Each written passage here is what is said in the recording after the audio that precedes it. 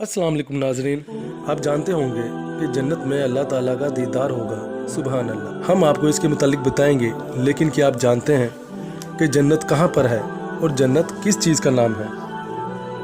जन्नत को अल्लाह ताला ने ईमानदार और ताबेदार बंदों की आरामगाह बनाया है।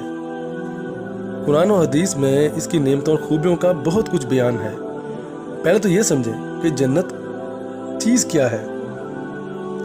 जन्नत बाग को कहते हैं और बाग में फल भी होते हैं, साया भी होता है, दरख्त और फूल भी होते हैं, फरत बख्श हवा भी होती है, पानी का इंतज़ाम भी अच्छा होता है।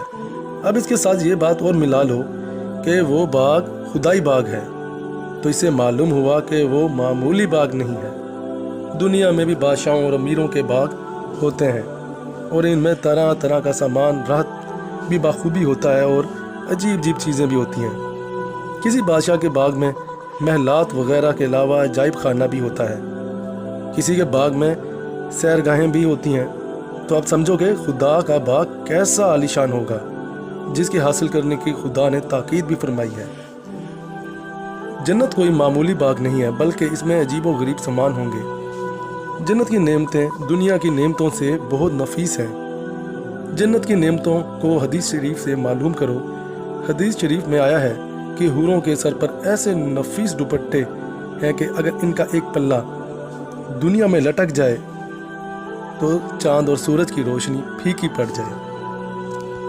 जन्नत की हूरें ऐसी खूबसूरत और हसीन हैं कि 70 जोड़ों के नीचे से भी इनका बदन झलकता है। जन्नत की मिट्टी जोहरात और मश्क की है।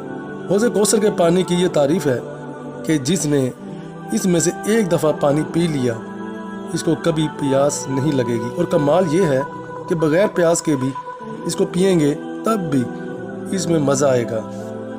दुनिया के पानी में प्यास के वक्त तो मज़ा आता है, लेकिन बग़ैर प्यास के मज़ा नहीं आता। जन्नत के पानी की ये शान है कि एक दफ़ा पीकर उम्र भर के लिए प्यास की तकलीफ़ जाती रहेगी, मगर जन्नत के पानी में बग़ैर प्यास के भी मज़ा आएगा। सुभान अल्लाह। बताओ दुनिया में ऐसे पानी कहाँ है जिसे प्यास ना लगे और बग़ैर प्यास के भी इसमें मज़ा आए। इसमें तमाम नेमतों को समझ लो कि जन्नत की नेमतों के सामने दुनिया की नेमतें क्या चीज़ हैं। जन्नत की नेमतों से तो दुनिया की नेमतों को कुछ भी लगाव नहीं। देखें किस कदर फ़र्क है कि यहाँ की तमाम ग़िज़ाएँ थोड़ी सी देर में बदबू पखाना में बन जाती हैं, जिसकी बदबू से दिमाग परेशान हो जाता है। जन्नत में जितना चाहो खा लो, एक डकार खुशबूदार आएगी और सारा खाना हज़म हो जाएगा, या खुशबूदार पसीना आ जाएगा और सारा पानी हज़म हो जाएगा। वहाँ ना पेशाब की तकलीफ़, ना पखाने की, ना हेज़े का अंदेशा, ना बदहज़मी का डर। वहाँ के आराम में तकलीफ़ का नाम भी नहीं। गर्ज़ के जन्नत में हर वक्त खुशी ही रहेगी, ऐसी खुशी कि दुनिया में इसका ख्वाब भी ना देखा होगा। नाज़रीन, हम सब सोचते हैं कि जन्नत कहाँ पर है। जन्नत आसमान पर है और इसके ऊपर तले 8 दर्जे हैं, 8 ही दरवाजे हैं, यानी 8 जन्नतें हैं। इसकी खूबियाँ अकल से बाहर हैं। जो अल्लाह का प्यारा इसमें दाखिल हो गया फिर कभी निकाला नहीं जाएगा। रहमत आलम हुजूर सल्लल्लाहु अलैहि वसल्लम फरमाते हैं कि अल्लाह ताला ने अपने ताबेदार बंदों के लिए जन्नत में ऐसी नेमतें तैयार कर रखी हैं कि ना किसी आँख ने देखी, ना किसी कान ने सुनी और ना किसी आदमी के दिल में इनका ख्याल गुजरा। फरिश्ते ऐलान करेंगे कि जन्नतियों, तुम्हारे लिए ये बात मुकर्रर हो चुकी है कि तुम हमेशा तंदुरुस्त और जवान ही रहोगे, कभी बूढ़े और कमज़ोर ना होगे और ना कभी मरोगे, हमेशा आराम से रहोगे, कभी कोई तकलीफ़ ना देखोगे। नाज़रीन, जन्नत में सबसे बड़ी जो खुशी महसूस होगी वो जन्नत में अल्लाह ताला का दीदार होगा।